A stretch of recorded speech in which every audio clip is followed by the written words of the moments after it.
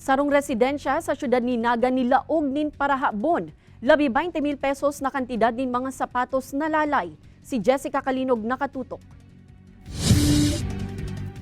5 taon nang nagrerenta sa apartment na ini sa Barangay Tinago, Naga City, ang pamilya kan Indian national na si Gurminder Singh. Alagad poon sa nakaaging taon hasta sa presente, 2 beses na subuot sinda na nahahabunan.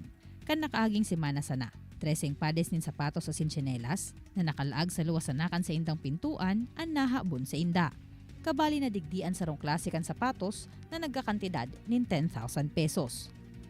Pati ang preno kan bisikleta kan sa iyang aki, na pagdiskitahan man, kan dai pa nabibistong mga persona. Andun lang naman lahat sa labas. Siguro yun lang nang kaya nilang dadalhin dahil yung bike, napapansin namin hindi kaya lusutin sa yung taas ng gate. Kasi may naka ng alambre yung pagsampay ng nilabahan. Pigtutubudan ninda Sing na sa itaas kan gate ninda nag-agian mga parahabon. Alaga da ininda ini na malisyahan, ulit ang maagahon na asinturog na sinda kan isinagibo ang krimen.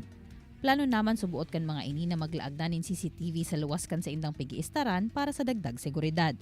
Nakiulay naman subuot sinda sa may sadiri kan apartment kung pwedeng malangkawan paan sa indang gate.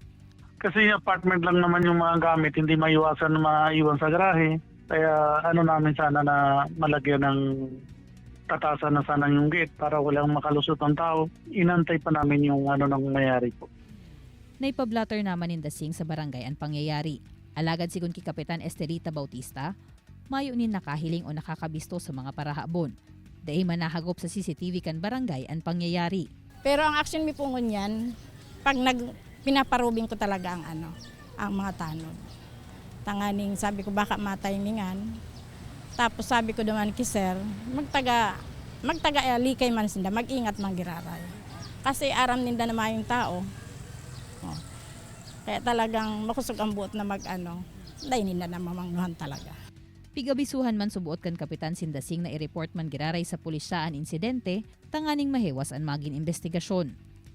Asin sa presente, pigaadalan man kan barangay na magdagdag panin mga CCTV sa saindang lugar, tanganing maibitaran na may makalagpas pang insidente sa saindang pagbabantay.